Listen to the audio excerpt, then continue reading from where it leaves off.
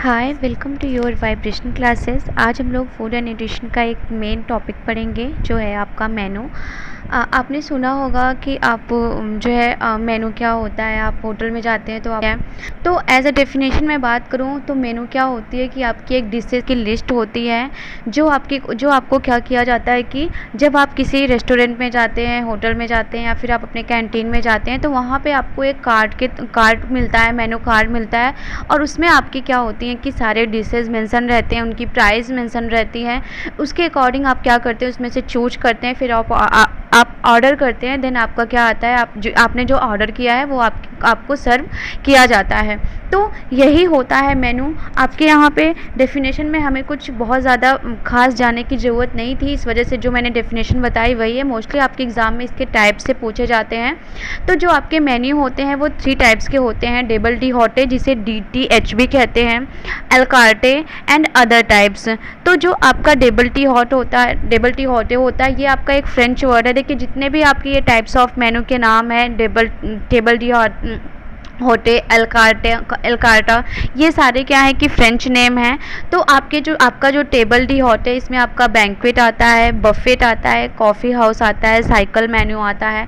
Then आपका एलकार्टे आता है जिसमें आपका ब्रेकफास्ट मेन्यू आता है, लंच मेन्यू आता है, डिनर मेन्यू आता है, एथनिक मेन्यू आता है, स्पेशलिटी मेन्यू आता है, रूम सर्विस मेन्यू आता है, रूम एंड लाउंज मेन्यू आता है। देन आपका अदर में static, du jour menu and wine menu and dessert menu आता है।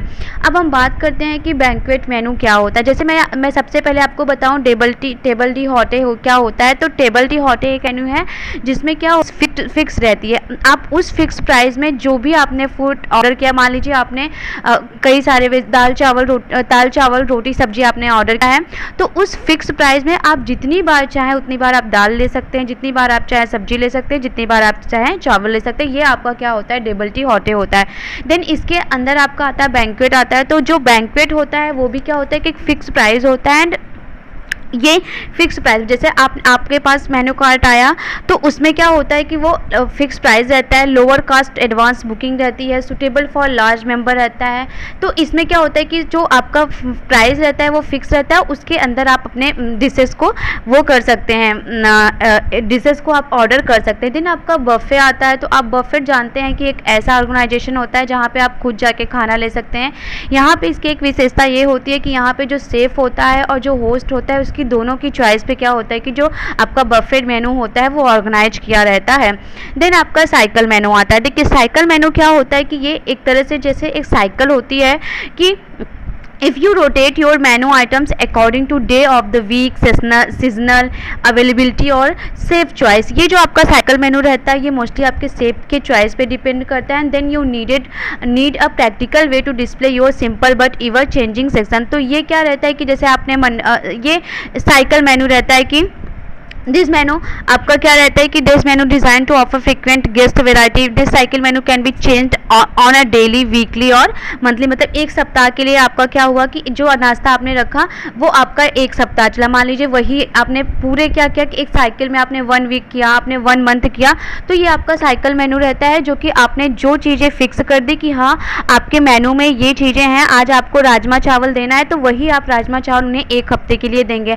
आपको अगर उन्हें छोले कुलचे देने हैं तो आप उन्हें क्या करेंगे, 1 महीने वही कंटिन्यू, 1 सप्ताह वही देंगे। तो ये आपका साइकिल मेनू होता है। मोस्टली ये आपका कहाँ यूज होता है, हॉस्पिटल में यूज होता है, कैंटीन में, स्कूल कैंटीन में, यूनिवर्सिटी का जो कैंटीन होता है यहाँ पे, because they do not have anywhere else to your for food. अब आते हैं एलकार्टा मेनू पे। एलकार्टा मेनू क्या है कि ये भी एक फ्रेंच वर्ड है। ये क्या है, बाय द मेनू। आप जाते हैं, आप रेस्टोरेंट में जाते हैं, वहाँ पे जो वहाँ के रहते हैं वेटर रहते हैं वो आपको एलकार्टा देते हैं। आप उसमें से क्या करते हैं, फूड को चूज करते हैं। तो सबसे पहले आपका इसमें क्या आता है, डिनर मेनू आता है, आपका ब्रेकफास्ट मेनू आता है। तो ब्रेकफास्ट मेनू आप जैसे जाते हैं कि होटल में जाते हैं तो वहाँ पे आप कोई भी चीज़ जो आपके ब्रेकफास्ट में रहती है, मान लीजिए आलू पराठा है या फिर दही है, आलू पराठे के साथ दही है, तो वो सारी चीज़ें आपके ब्रेकफास्ट मेनू में आती है। बहुत कुछ विशेष नहीं रहता। लंच मेनू भी आपका सेम ऐसे ही रहता है। डिनर मेनू जो रहता है वो भी आपका क्या रहता है कि गेस्ट के डिमांड पे रहता है। आप जाते हैं, अपना खाना ऑर्डर करते हैं और और एक चीज़ इसमें ये होता है कि जो अल्कोहल होता है वो आपके डिनर में अवेलेबल किया जाता है। अब आपका आता है एथनिक मेनू। तो एथनिक मेनू की बात अगर मैं करूँ तो एथनिक मेनू क्या होता है कि ये रिप्रेजेंट करता है आपके पार्टिकुलर क्या करता है कल्चर को, आपके रिलीजन को, आपके कंट्री को क्या करता है कि ये क्या करता है कि आपके प्रेजेंट करता है। जैसे हम क्या करते हैं कि हम चाउमीन खाते हैं तो हमारे चाउमीन खाने से हमारे दिमाग में तुरंत क्या आ जाता है कि अच्छा ये चाइना का है।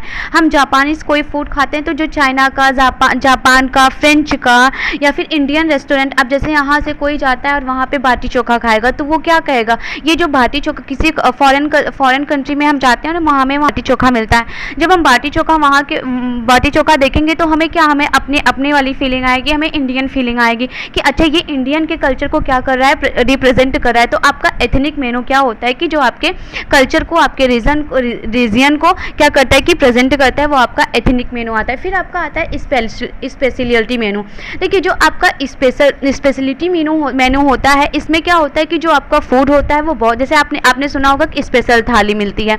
अब ये आप देखिए, ये सब आप अपने से कोरिलेट करके देखिए तो ज़्यादा सही रहेगा, क्योंकि हम रेस्टोरेंट जाते हैं, हम होटल जाते हैं, हम कैंटीन में जाते हैं, तो ये सारी चीज़ें हमारे लिए क्या होती है कि बहुत ज़्यादा फेमिलियर हुई रहती हैं। बस हमें नाम नहीं पता रहता, हमें उसका स्टेप नहीं पता रहता, तो हम कंफ्यूज हो जाते हैं। तो जो आपका स्पेशलिटी मेनू होता है, इसमें क्या होता है कि आप जो आपका फूड रहता है वो उसका जो हाई वैल्यू फूड रहता है उसका जो प्राइस रहता है वो बहुत ही ज़्यादा रहता है और जो क्वांटिटी रहती है वो थोड़ी कम रहती है। तो वो क्या होती है कि ये अगर हम समझें, unique and high value food item made in small quantity for high quality of ingredient. तो ये आपका क्या होता है, स्पेशल मेनू होता है। देन आपका लाउंज मेनू होता है। तो लाउंज मेनू क्या होता है कि ये जो लाउंज मेनू होता है एक ऐसा एरिया होता है, एक ऐसा पब्लिक प्लेस होता है, जैसे वहाँ पे जाके, जैसे आप एयरपोर्ट पे गए हैं, एयरपोर्ट के बगल जो होटल रहता है तो आप वहाँ पे जाके क्या करते हैं, रिलैक्स फील करते हैं। या फिर आप किसी मॉल में जाते हैं, मॉल के बगल क्या होता है, होटल, मॉल के बगल एक रेस्टोरेंट बना रहता है, वहाँ पे आप जाके अपने फ्रेंड के साथ गपशप करते हैं या फिर आप वहाँ पे रिलैक्स करते हैं। कभी कभी क्या होता है कि हम जाके किसी होटल में जाके हम किसी रेस्टोरेंट में जाके हम बैठ के आराम से लिखते हैं। तो ये सारी चीज़ें क्या होती है कि आपके लाउंज मेनू में आती है, जहाँ पे आप क्या करते हैं कि जाके रिलैक्स फील करते हैं, वहाँ पे बैठ के आप can seat and you feel relax and आप किसी का वहाँ पे वेट करते हैं। ये क्या कहलाता है, आपका लाउंज मेनू कहलाता है। उसके बाद इसमें आपका क्या आता है कि रूम सर्विस का आता है। तो रूम सर्विस जो आप किसी होटल में जाके ठहरते हैं और अपने कमरे से ही फ़ोन पे ही जो खाना ऑर्डर कर देते हैं, वो आपका रूम सर्विस कहलाता है। फिर आपका आता है स्टैटिक मेनू। ये अदर्स टाइप ऑफ मेनू में आता है, आपका स्टैटिक मेनू आता है।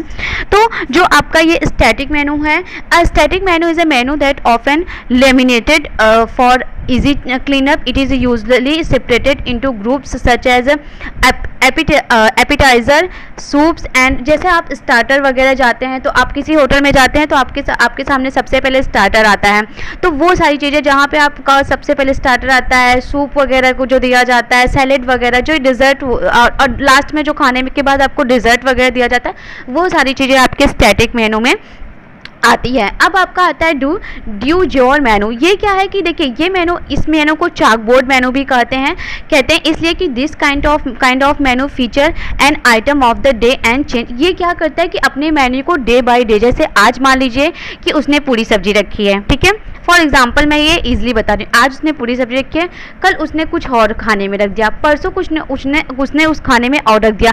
तो ये क्या होता है, और बाद में क्या करते हैं कि वो अपना एक चाकबोर्ड लगा देते हैं और ये बता देते हैं कि आज का मेनू हमारा ये है। तो ये जो मेनू होता है आपका ड्यू जो मेनू होता है, ये डे बाय डे क्या होता है कि चेंज होता है। ये क्या होता है कि ये एक दिन, जैसे आपका साइकिल मेनू और ड्यू जोर मेनू में यही एक डिफरेंस है कि जो आपका ड्यू जोर मेनू होता है वो डेली चेंज होता है और जो आपका साइकिल मेनू होता है वो कंप्लीट लिस्ट के अकॉर्डिंग, मतलब वो एक हफ्ते बाद चेंज होगा, एक महीने बाद चेंज होगा, ऐसे चेंज होगा। ये सारी चीज़ें होती हैं।